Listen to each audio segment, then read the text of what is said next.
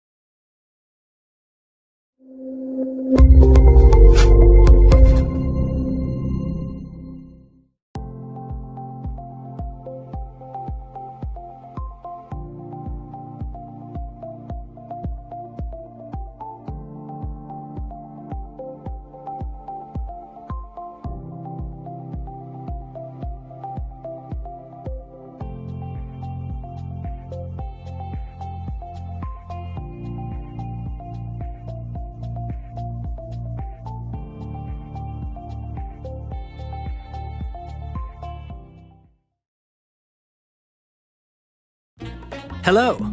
We're so happy you're interested in AirBar. Let's get going. The AirBar sensor is extremely easy to set up. We're going to show you the steps.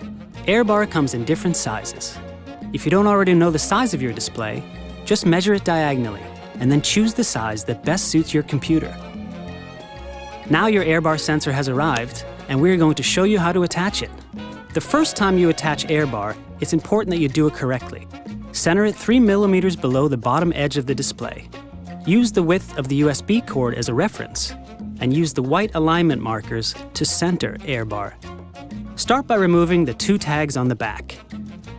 After that, gently attach AirBar to the bottom bezel, then press gently above the magnet points. Remove AirBar and press on the magnets a bit harder to fixate them. That's it!